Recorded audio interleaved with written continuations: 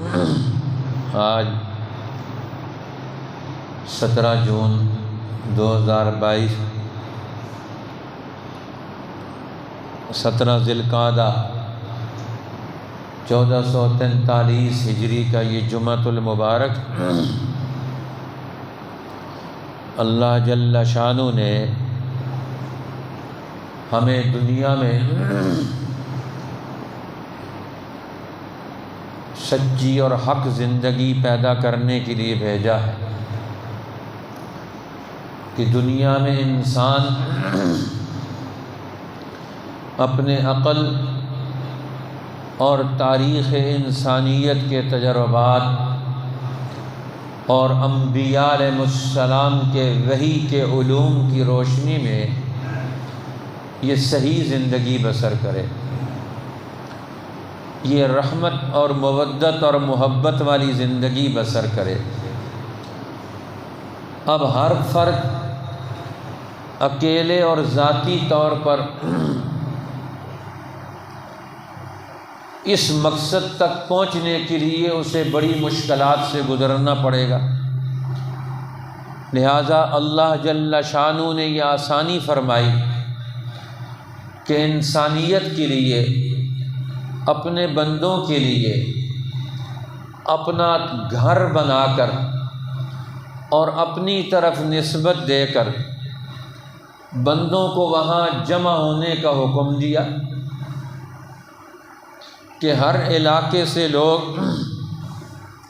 میرے اس پاک گھر میں جمع ہوں اور اپنے ذاتی، انفرادی اور شخصی، قومی، علاقائی جو انہوں نے نفرتیں پال رکھی ہیں، آپس میں دوریاں کر کے رکھی ہوئی ہیں، ان سب کو ختم کیا جائے اور ہر علاقے کے لوگوں کو اللہ کے پاک گھر میں جمع کر کے ان کو ایک اونچا مشن اور تربیت سے گزارا جائے۔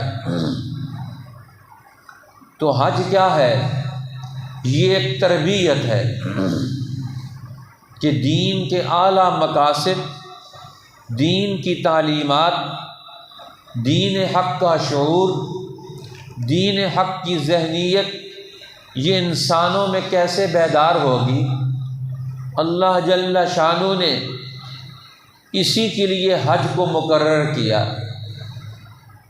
ام المومنین سیدہ عائشہ رضی اللہ تعالی عنہا انہوں نے پوچھا، یا رسول اللہ، عورتوں کو جہاد کی اجازت دیں کہ وہ بھی جہاد میں جایا کریں؟ تو آپ نے فرمایا، جہادکن الحج، تمہارا جہاد حج ہے، کیونکہ جہاد میں بھی انسان گھر سے نکلتا، اپنے خاندان کو، رشتہ داروں کو، اہل و عیال کو چھوڑتا ہے، اپنے مال و دولت کو چھوڑتا ہے اور کچھ ساتھ لے جا کر قربان کرتا ہے۔ اسی طریقے سے وہ اللہ کی راہ میں نکلتا ہے، تو جہاد میں بھی وہ اللہ کی راہ میں ہے، اپنے نفس کو، اپنے مال کو، اپنی چیزوں کو، اپنی طاقتوں کو وہ اللہ کے حکم پر، اللہ کے سب سے نیک اور صالح بندے کی اطاعت میں لگا کر پوری اطاعت و فرما برداری سے میدان جہاد میں اترتا ہے، ایک رائے بن کر مسلمان، ایک جماعت اور ایک عمل بن کر وہ میدان میں اترتے ہیں۔ جہاد اسی کا نام ہے کہ سب ایک وقت میں ایک ہی کام کر رہے ہوں۔ اگر سب ایک وقت میں ایک ہی کام نہ کریں، ایک ہی جذبے، ایک ہی کمانڈ اور ایک ہی ارادے کے تحت کام نہ کریں، وہ جہاد تو نہیں، وہ تو پھر مارا ماری ہوگی، سول وار ہوگی، ہر آدمی اپنی مرضی سے چل رہا ہوگا۔ اسلام اس کو تو جہاد نہیں قرار دیتا۔ سب ایک ہاتھ بن کر، ایک جماعت بن کر کام کریں، سب کا ایک ارادہ ہو، سب کی نیت ایک ہو۔ اس لیے حضور نے فرمایا اے عائشہ جہادکن الحج، تمہارا عورتوں کا جہاد حج ہے۔ اب حج میں بھی ان کو انہی مقاصد کے تحت لایا جاتا ہے۔ صرف وہاں لڑائی دشمن باہر کے دشمن کے ساتھ ہوتی ہے، اور حج میں اندر کے دشمن کے ساتھ لڑائی ہوتی ہے۔ اس جہاد کے میدان میں باہر کے دشمن سے مقابلہ ہے، اور اس جہاد کے میدان میں، حج کے میدان میں، اپنے اندر کے دشمنوں سے مقابلہ ہے۔ اب اندر کا دشمن کیا ہے؟ نفسانی خواہشات۔ اندر کا دشمن کون ہے؟ شیطان۔ اس لیے حج کے اندر انہی دونوں دشمنوں پر کنٹرول حاصل کرنا، اسی کا نام حج ہے کہ ان دونوں دشمنوں پر کنٹرول حاصل کرو۔ اللہ کے گھر میں اللہ کی طاقت سے، اللہ کی قوت سے، اللہ کے حکم کی فرما برداری سے، اللہ کی منشا اور مرضی میں ڈوب کر ان دو دشمنوں پر حاوی ہو جاؤ۔ اپنے نفس اور خواہشات کو اللہ کے حکم کے تابع لے آؤ۔ اب انسان اپنے گھر میں رہنے کی خواہش کو اللہ کے گھر کی طرف جانے کی خواہش پر قربان کرتا ہے، اپنے گھر میں سکون اور اطمینان کو اللہ کے گھر کی طرف صعوبتوں اور تکلیفوں پر قربان کرتا ہے۔ یہ اپنے گھر سے نکل کر اپنے مال و دولت کو دوسروں پر خرچ کرنے کے لیے قربان کرتا ہے۔ ایک تابعی کہتے ہیں کہ ہم حج کے لیے نکلے، مکہ مکرمہ میں پہنچے، حج کرنے کے بعد ہم نے کہا حج پر آئے ہوئے ہیں، اور یہاں سے ہم اللہ کے پیغمبر کے کسی صحابی سے کوئی حدیث رسول اللہ ان کی زبان سے سنے بغیر ہم یہاں سے چلے جائیں، یہ تو بڑی محرومی ہوگی۔ لہٰذا حج کیا ہے؟ یہ ایک بین الاقوامی یونیورسٹی بھی ہے، سب طرف سے آنے والے اہل علم بھی ہیں، سب طرف سے آنے والے مسلمان تاجر بھی ہیں، مسلمان حکمران بھی ہیں، مسلمانوں کے مختلف ذمہ داریاں سنبھالنے والے ذمہ داران بھی ہیں، علماء بھی ہیں، محدثین بھی ہیں، مفسرین بھی ہیں، اساتذہ بھی ہیں، سپہ سالار بھی ہیں، بڑے بڑے لوگ سب جمع ہو جاتے ہیں۔ اب حج ایک ایسی چیز اللہ نے بنائی کہ امت کے ہر طبقے کو ایک میدان میں، ایک شہر میں لا کے کھڑا کر دیا، ایک دوسرے کے قریب لا کے کھڑا کر دیا۔ اب اپنے اپنے علاقوں میں، اپنے اپنے گھروں میں رہتے ہیں، پیروداروں کے اندر رہتے ہیں، ایک دوسرے سے ملتے نہیں۔ اللہ نے ساری پیروداریاں سب کی اٹھوا دی حج کے اندر۔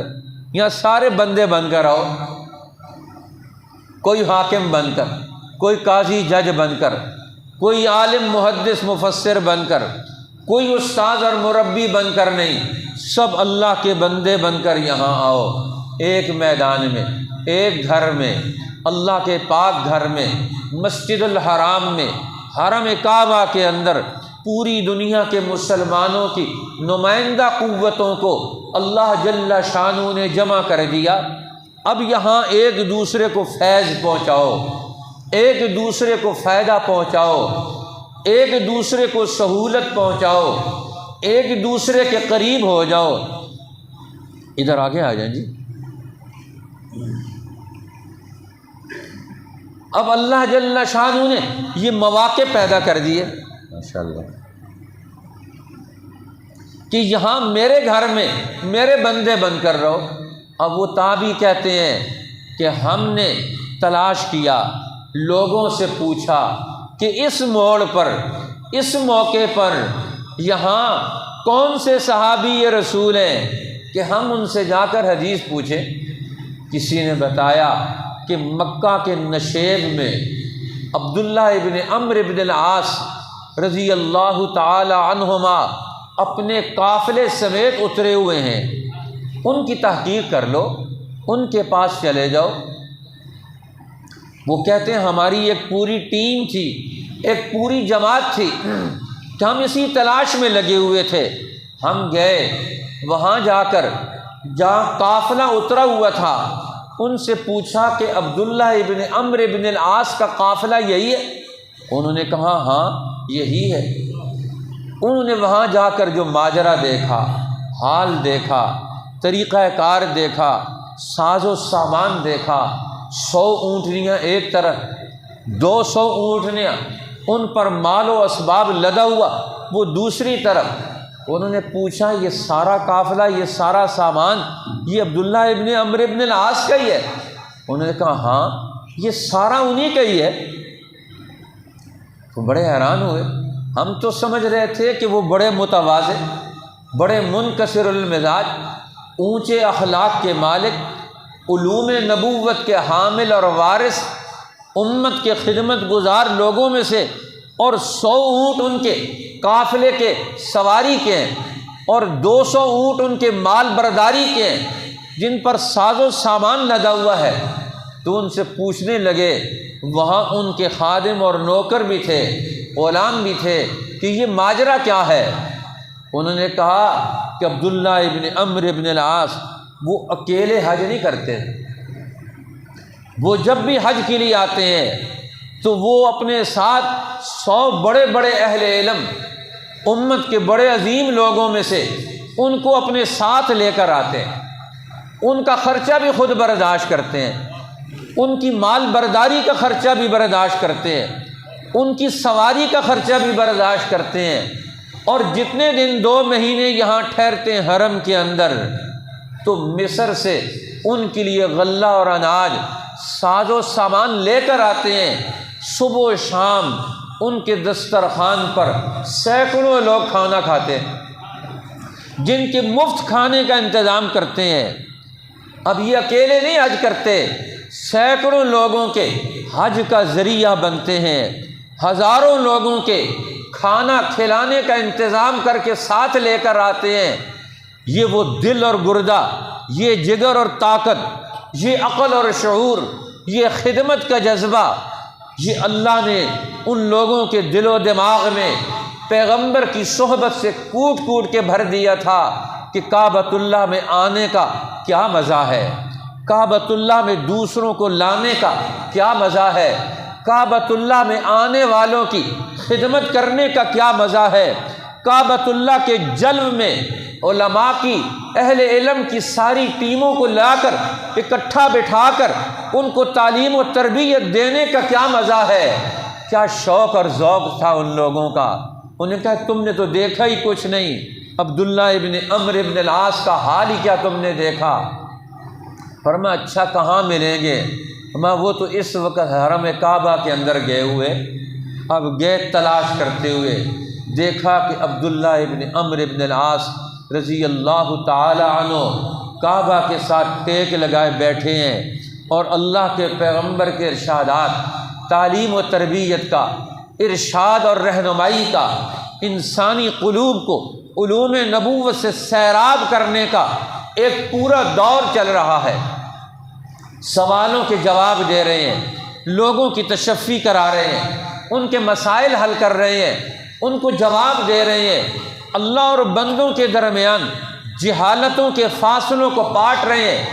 اب یہ وہ لوگ تھے کہ جو اللہ کے گھر کی طرف آ رہے ہیں، تو کتنے عظیم مقاصد ان کے ذہن میں کہ اپنے قرب و جوار کو کیسے اللہ کے ساتھ جوڑا جائے گا، اپنے قرب و جوار میں بیٹھنے والوں کو کیسے دین حق کے ساتھ جوڑا جائے گا، کتنی قربانیاں دے کر آتے ہیں۔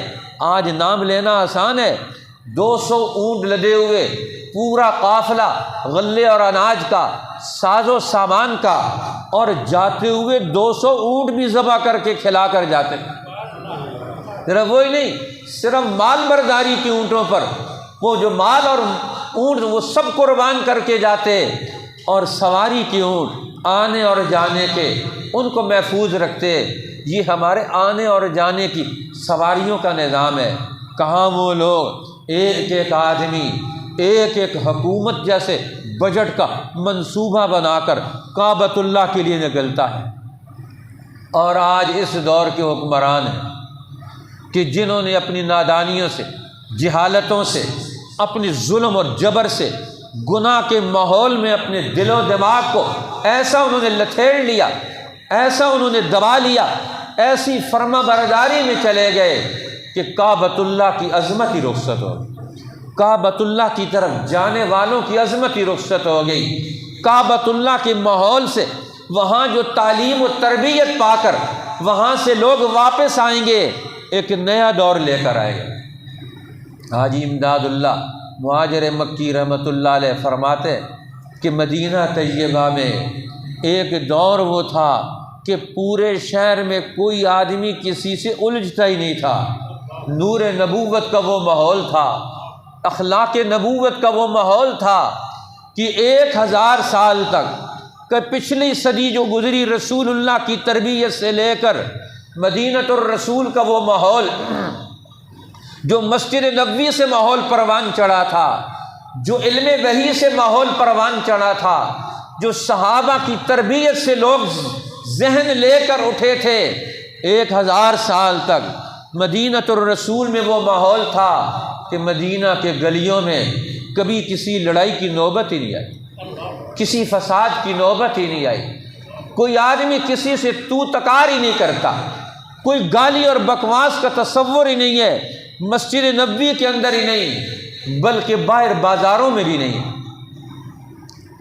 ایک دفعہ کہتے ہیں حاجی امداد اللہ مہاجر مکی رحمۃ اللہ علیہ کہ مکہ مکرمہ کے بازار میں ایک آدمی تاجر بھی وہاں جا کر ایمان کے ساتھ تجارت کرتا ہے، تاجر بھی مکہ مکرمہ میں بیٹھ کر وہ دیانت کے ساتھ تجارت کرتا ہے، وہ سچائی اور صداقت کے ساتھ تجارت کرتا ہے، وہ عفت و پاک دامنی کے ساتھ وہاں تجارت کرتا ہے۔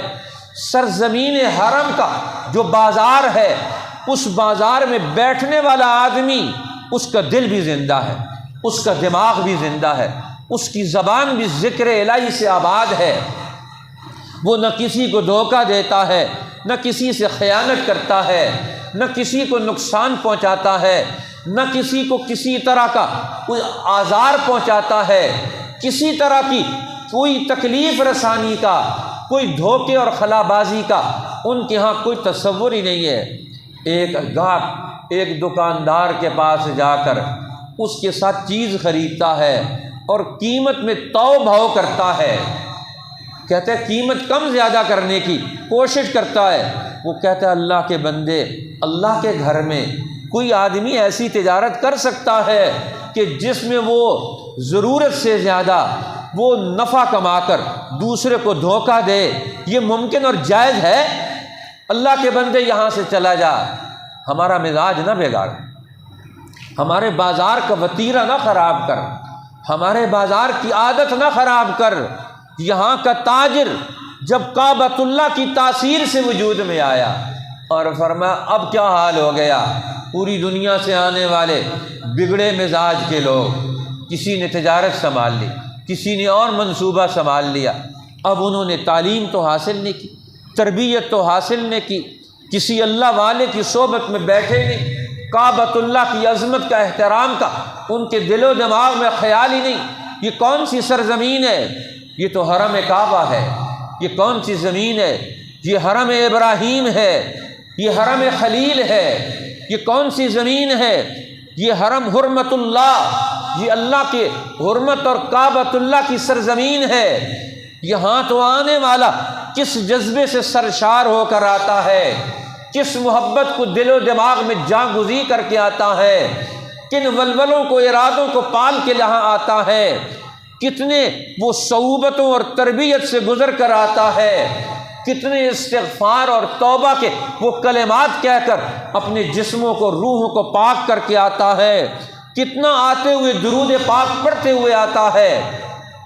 وہاں پہنچتے پہنچتے لوگ اللہ کا ولی بن جاتے ہیں، گھر سے نکلتے ہوئے اب پیدل جا رہے ہیں، سواریوں پر جا رہے ہیں، مہینوں کے سفر طے کر رہے ہیں، صعوبتوں سے گزر رہے ہیں، مجاہدات سے گزر رہے ہیں۔ گھر سے نکلا تھا تو عبداللہ ابن عبداللہ تھا، وہاں پہنچا تو ولی اللہ بن گیا، کعبۃ اللہ کی دہلیز پر پہنچا تو اس کے دل و دماغ میں اللہ ہی اللہ ہے، اس کے دل و دماغ میں اللہ کا نام و نشان ہے، اور کوئی چیز بھی نہیں رہتی اس کی خواہشات، تو یہ کعبۃ اللہ کا سفر کیا ہے، یہ اللہ کی طرف جانے کا سفر کیا ہے، یہ حج بیت اللہ الحرام کا سفر کیا ہے، یہ اندر کے دشمنوں پر طاقت پیدا کرنے کا سفر ہے۔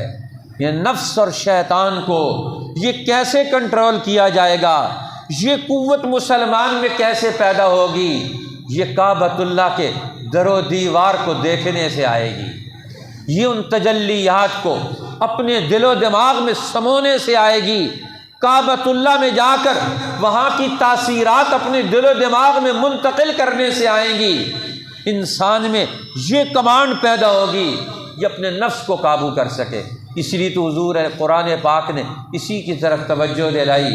حج کے بڑے عظیم مقاصد ہیں، الحج اشہر معلومات، حج کے مہینے مقرر ہیں، فمن فرض فیہن الحج، جس نے اپنے اوپر ان مہینوں میں ارادہ کر کے اپنے گھر سے نکل کر سامان سفر باندھ کر اللہ کی طرف اس نے رخ کر لیا، سفر کا ارادہ کر لیا، اب اس کی ذمہ داریاں بن گئی۔ اس سفر کے اعتبار سے اس نے اپنے آپ کو ذمہ دار ثابت کرنا ہے، اپنی ذمہ داریوں کا احساس پیدا کرنا ہے۔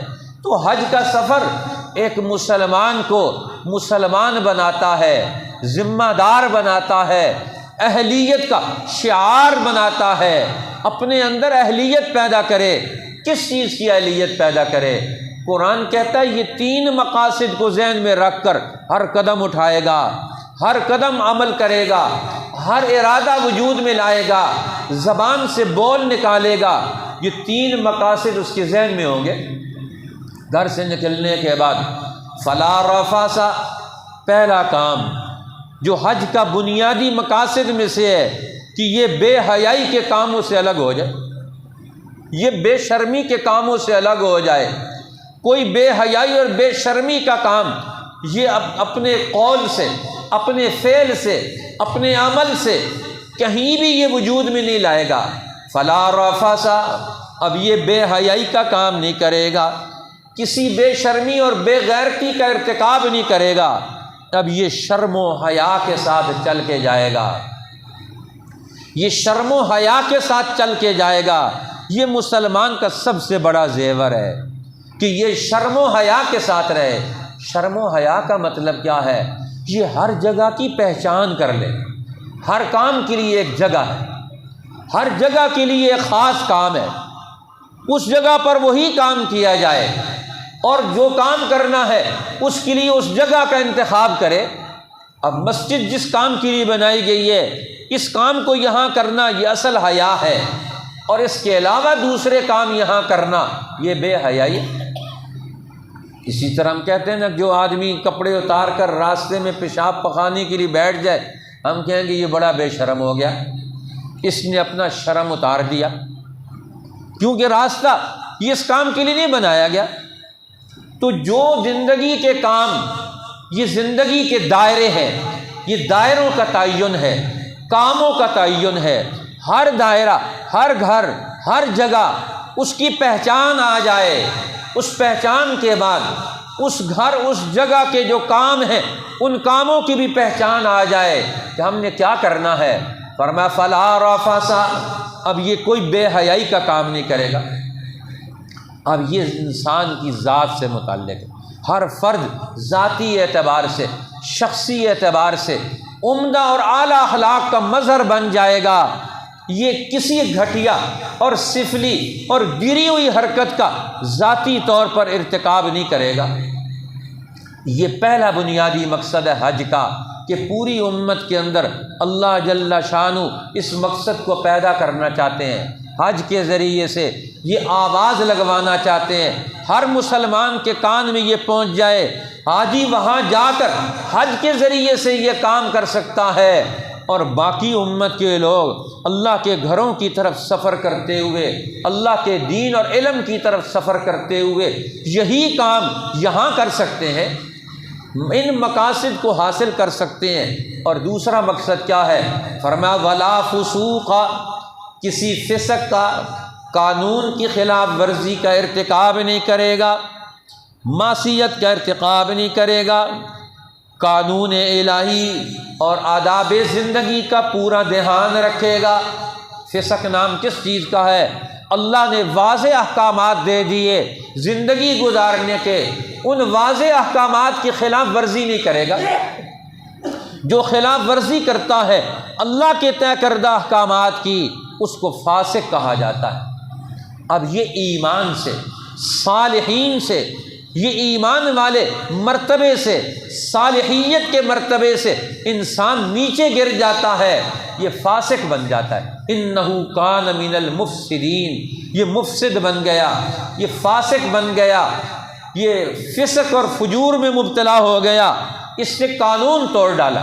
اب قانون توڑنا یہ اس امت کا مزاج نہیں، قانون کو فالو کرنا، سچے اور عدل کے قانون کو اختیار کرنا، اس قانون کو لاگو کرنا، اس قانون کو نافذ کرنا۔ ایک مسلمان معاشرہ یہ سویلائز معاشرہ ہے، یہ قانون کا احترام کرتا ہے، قانون کی پابندی کرتا ہے۔ یہ حج کیا ہے؟ یہ قدم قدم پر قانون الہی کی پابندی کا مظہر بن کر انسان زندگی بسر کرے۔ آج مسلمانوں کا معاشرہ کیا بن گیا؟ کہتے ہیں قانون کو پامال کرنا یہ ہماری شان ہے۔ جو قانون کو پامال کرتا ہے وہ کہتا ہے یہ بڑا آدمی ہے۔ اب جتنے ہمارے حکمران ہیں اوپر سے وہ لوگ قانون کو پامال کرتے ہیں، قانون کو اٹھا کر پھینک دیتے ہیں، خود اپنے بنائے ہوئے قانون کو پھینک دیتے ہیں۔ اور اللہ کے قانون کا تو پہلے سے ہی ہم نے اس کا صفایا کر کے رکھا ہوا ہے۔ اب یہ حج کا سفر یہ اللہ کے قانون کا تعارف کرواتا ہے۔ بندے تیرے لیے اب کیا قانون ہے؟ تو نے لباس اتار دیا، اب تیرے لیے قانون کیا ہے؟ اب تو نے بال مڈوانے ہیں، اب تیرے لیے قانون کیا ہے؟ تو نے انہی دنوں میں قربانی کرنی ہے، اب تیرے لیے قانون کیا ہے؟ کوئی اپنی مرضی نہیں کر سکتا۔ ہر ایک آدمی قانون کی پابندی میں زندگی بسر کرے گا۔ اس لیے یہ حج کا سفر یہ اللہ کے قانون کا، عقل اور شعور کا انسان کو حامل بنا کر زندگی کے میدانوں میں اتارتا ہے۔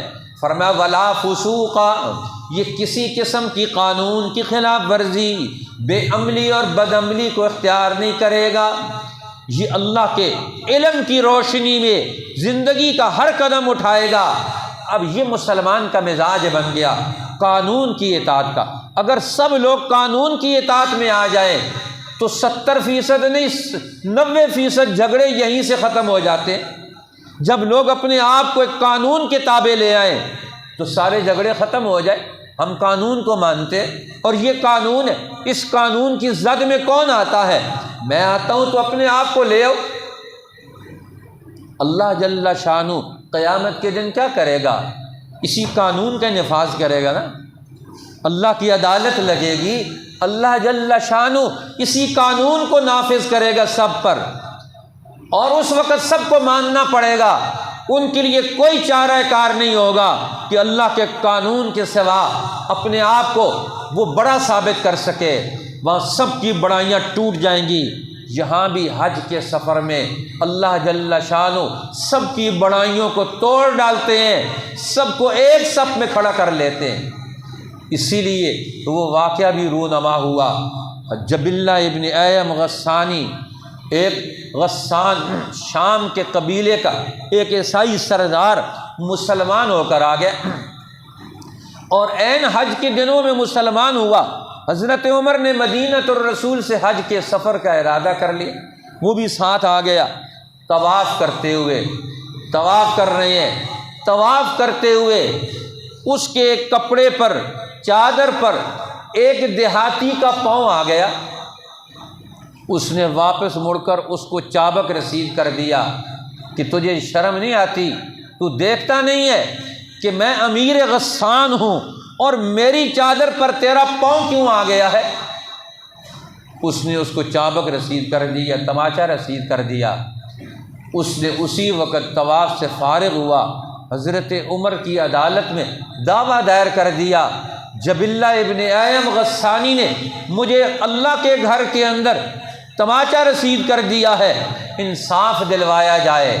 آپ نے اسی وقت اس کو بلوا لیا۔ یہاں تو عدالتیں تاریخ دیتی رہتی ہیں، اگلی تاریخ پر آ جاؤ، اس سے اگلی تاریخ پر آ جاؤ، اس سے اگلی تاریخ پر آ جاؤ۔ دادا مقدمہ کرتا ہے، پوتے کے آ جا کر فیصلہ ہوتا ہے۔ یہ تو اسلام کی عدالت تھی، اسی وقت عدالت لگ گئی۔ حضرت عمر بیٹھے ہوئے، اسی وقت عدالت لگ گئی۔ اس کو بلا کے لے کر آؤ، مدعی ہے، مدعا علیہ کو بلا کر لے کر آؤ، اور بلا کر لے کر آئے۔ فرمایا اس کا دعویٰ سنو۔ اس نے دعویٰ بیان کیا، فرمایا یہ صحیح کہتا ہے۔ حضرت عمر نے پوچھا، انہوں نے کہا صحیح کہتا ہے؟ فرمایا صحیح کہتا ہے، یا تو اس کو راضی کر لو یا قصاص کے لیے، بدلے کے لیے تیار ہو جاؤ۔ اس نے کہا میں اور عرب کا بدو دونوں برابر ہو سکتے ہیں؟ میں تو عرب کا سردار ہوں، میرے اوپر بھی قانون نافذ ہوگا۔ اب یہ بگڑا ہوا مزاج، اسلام نے آ کر مزاج درست کر دیا، ہر ایک قانون کے تابع ہے، اوپر سے لے کر نیچے تک سب اللہ کے قانون کے تابع ہیں۔ نبی بھی اللہ کے قانون کے تابع ہے۔ اللہ کے قانون کی خلاف ورزی نبی تو طبعی طور پر ہی نہیں کرتے، وہ تو معصوم ہوتے ہیں، اور باقی لوگ وہ کمال ایمان، ان کے دل و دماغ میں اللہ کی محبت اتنی ہوتی ہے، وہ اللہ کی محبت میں اللہ کے قانون کی اطاعت کرتے ہیں، اور جو نہیں کرتے ان کے لیے ڈسپلن نافذ ہوتا ہے۔ سب کو اللہ کے قانون کی اطاعت کرنی ہے۔ فرمایا یا تو اس کو راضی کرو، فرمایا اسلام ہے، یہاں سب برابر ہیں، سب اللہ کے بندے ہیں، یہاں سب اللہ کے گھر میں بھی برابر ہیں، لہذا قصاص، یا اس کو دیت دے دو، بدلہ لے لو، بدلہ دے دو، معافی کرا لو۔ اس نے کہا مجھے مہلت دے دو 3 دن کی، میں سوچ لوں۔ میں کہا سوچ لو۔ تیسرے دن وہ وہاں سے بھاگ گیا، واپس جا کر مرتد ہو گیا، واپس مرتد ہو گیا۔ لیکن اسلام جس دل میں آ جاتا ہے تو پھر وہاں سے اپنا اثر چھوڑتا نہیں۔ حضرت عمر نے قیصر روم کے پاس سفیر بھیجا، تو اس سفیر کی ملاقات ہوئی، اور ملاقات ہوئی، اس نے سفارت پیش کی۔ جبلہ ابن ایم نے اس سفیر کو بلا کر سارا حال پوچھا، آنکھوں سے آنسو جاری تھے۔ میں آج تک رات کو کبھی سو نہیں سکا، مجھے بستر پر قرار نہیں آیا، وہاں سے تو نکل آیا ہوں لیکن زندگی کا قرار وہیں چھوڑ آیا ہوں، کعبۃ اللہ میں چھوڑ آیا ہوں۔ اب میرا جی چاہتا ہے اڑ کے پہنچ جاؤں، لیکن میرا اناع میری راہ میں رکاوٹ ہے۔ اگر آج حضرت عمر میرے لیے کچھ اعلان کر دیں کہ میں اپنے بعد خلیفہ بناؤں گا یا میں ان کو شادی کر کے دوں گا تو میں مسلمان ہو جاتا ہوں۔ اب وہ قاصد نے کہا میں تو کیا کر سکتا ہوں، اب اگر حضرت عمر سے بات ہوگی تو پھر بات ہو سکتی ہے، تو میں جاؤ۔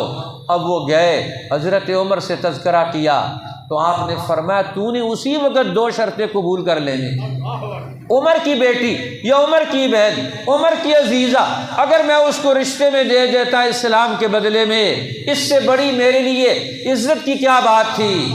رہ گیا خلافت کا مسئلہ، خلافت کا بھی وعدہ کر لیتا، مسلمانوں کی امانت تھی، میرے بعد مسلمان جس کو دیتے اس کو دیتے یا کسی اور کو دیتے، لیکن اس کی اسلام کی راہ میں رکاوٹ تو نہ رہتی۔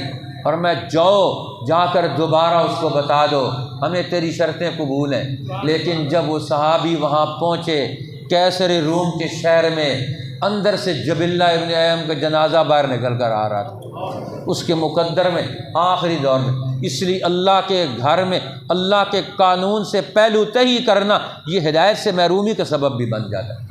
وہ اللہ کے گھر میں آیا ہوا تھا، وہاں اگر تعظیم کرتا تو ہدایت مل جاتی، لیکن اس نے اس قانون کو اپنے اوپر حاوی ہونے سے اپنے آپ کو بچانے کی کوشش کی، آخری مرحلے میں محروم ہو گیا۔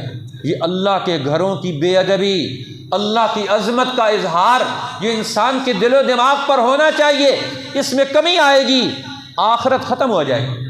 آج مسلمان بڑے خطرے کی حالت میں، ہم جو زندگی بسر کر رہے ہیں بڑے خطرے کی حالت میں ہیں۔ اس لیے دین سے ہمارا تعلق، اللہ کے قانون اور اس کی عظمت اور اس کی تعمیل سے ہمارا جو تعلق ہے یہ بہت نازک موڑ پر پہنچا ہوا ہے۔ اللہ ہمیں اس کو بچانے کی توفیق دے دے، اللہ ہمیں اس کو سنبھالنے کی توفیق دے دے، اللہ ہمیں اس کی حفاظت کی توفیق دے دے۔ وآخر دعوانا الحمدللہ رب العالمین۔